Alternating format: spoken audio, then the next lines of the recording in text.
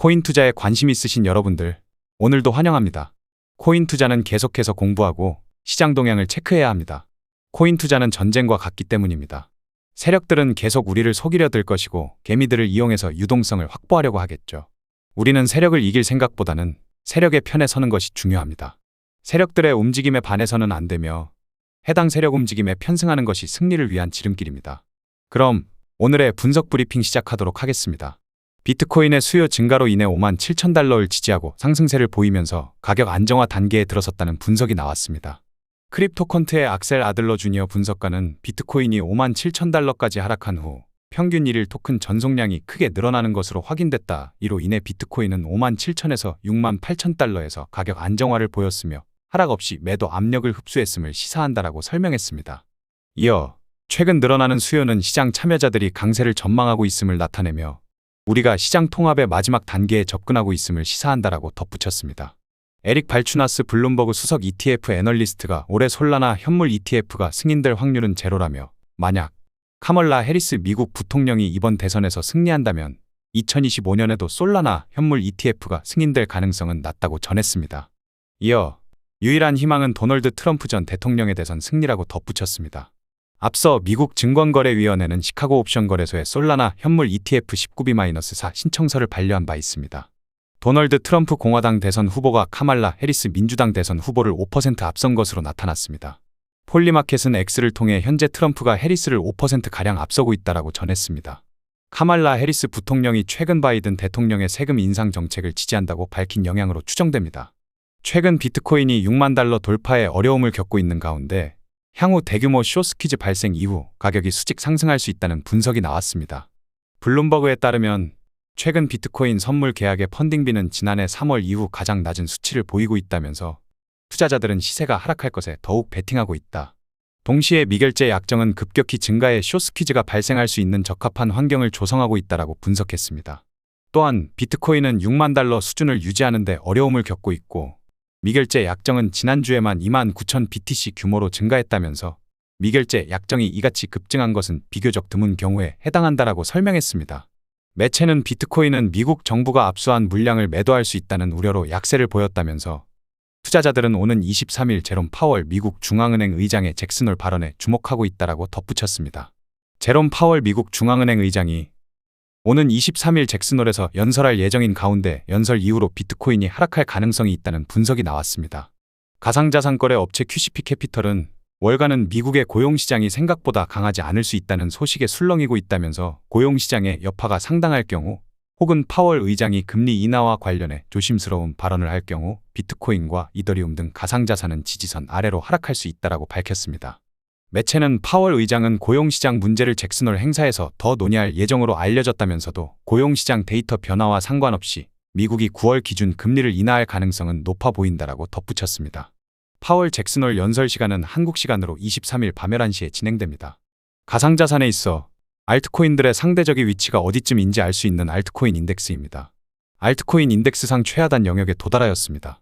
해당 지표상으로는 알트코인의 상대적인 위치는 바닥을 의미하고 있습니다. 기존의 사이클대로 간다면 알트코인 바닥 영역에서의 매집은 9월까지 진행될 것으로 보이며 9월부터 본격적인 강세장으로 접어들면서 올해 11월에 알트코인의 단기 고점을 형성할 가능성이 높습니다.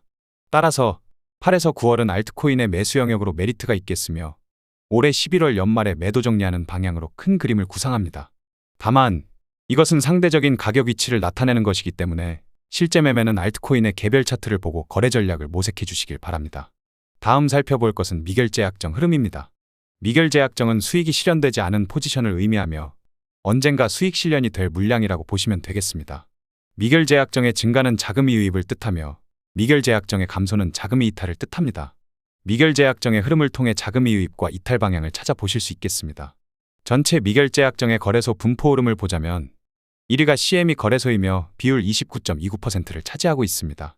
2위는 바이낸스 거래소이며 비율 22.74%를 차지하고 있습니다. 3위는 바이비트 거래소이며 비율 13.67%를 차지하고 있습니다. 전일 전체 거래소에서 미결제 약정이 아주 크게 상승하였습니다.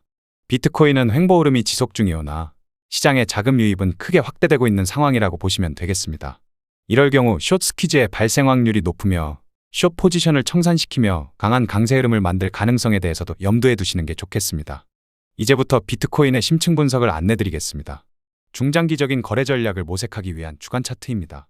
주간 차트상의 오더플로우 흐름은 강세 추세입니다. 비트코인이 다소 조정이 나온다 할지라도 여전히 매수 우위인 시장임을 확인합니다. 해당 차트는 비트코인의 일봉 차트입니다. 일간 차트상의 오더플로우 흐름은 약세 추세가 진행 중입니다. 큰 틀의 강세 추세 속에서 내부 구조의 조정 국면을 나타냅니다.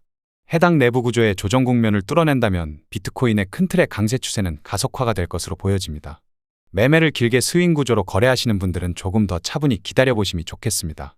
해당 차트는 비트코인의 4시간봉 차트입니다. 4시간봉 차트상의 오더플로우 흐름은 약세 추세입니다.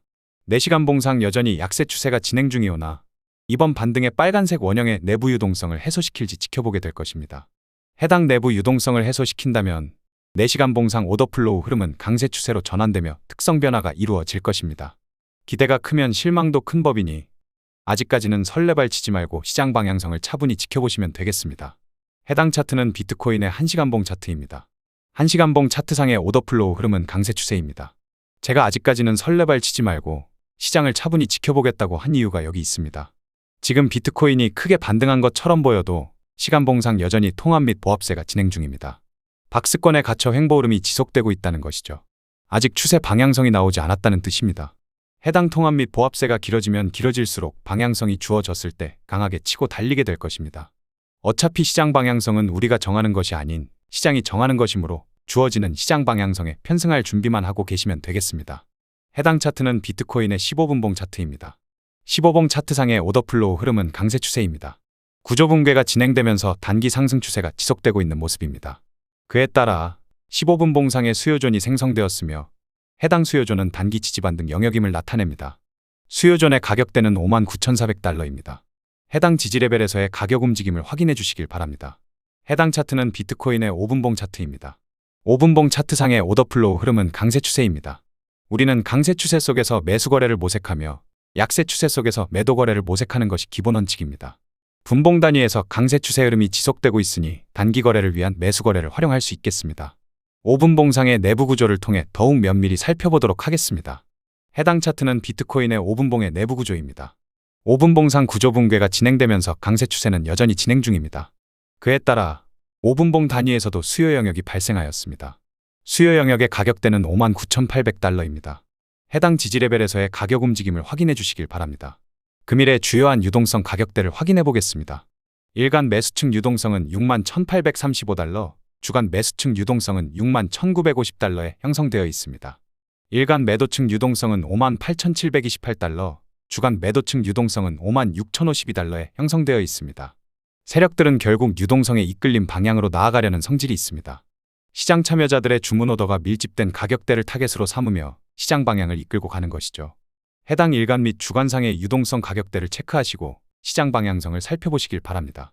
비트코인의 시간 세션별 가격 움직임을 확인해 보겠습니다. 각 시간 세션별 유동성은 왜 체크하는 것일까요? 아시아 세션에서는 일본엔, 한국 원화 등의 유동성이 크게 나오는 세션입니다. 뉴욕 세션에서는 미국 달러의 가장 많은 거래량과 유동성을 제공하며 해당 세션 동안 아시아의 통화는 대부분 통합 및 보합세를 보이게 됩니다.